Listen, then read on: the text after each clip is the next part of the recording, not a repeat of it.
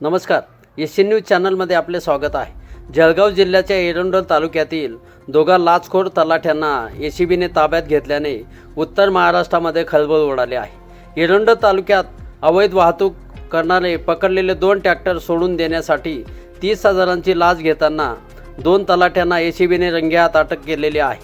नरेश भास्कर शिरूड आणि शिवाजी एकनाथ घोलप असे 2 लाचखोर तलाठ्यांचे नावे असून त्यांच्या विरोधात एसीबीने कारवाई केल्याने उत्तर महाराष्ट्रामध्ये खळबळ उडाली आहे।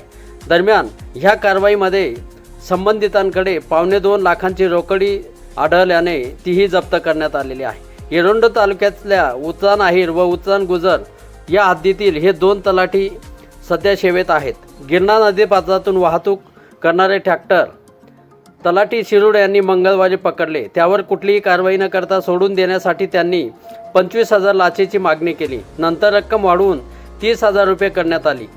तक्रारदारांनी एसीबीकडे तक्रार केल्यानंतर पळताना अंती एसीबीने सापळा रचला। उचान येथील ग्रामपंचायत कार्यालयाच्या वर असलेल्या एका खोलीमध्ये दोन्ही तलाठ्यांनी 30,000ची लाच घेत असताना एसीबीने त्यांना ताब्यात घेतलेले आहे।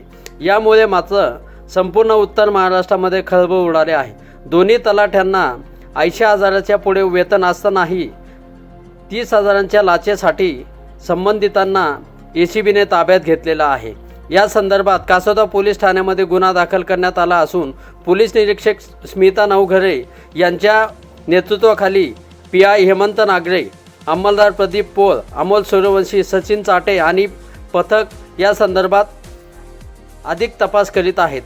मात्र या घटनेने संपूर्ण उत्तर महाराष्ट्रामध्ये खळबळ उडाली आहे। एस न्यूजसाठी प्रतिनिधी जळगाव। धन्यवाद।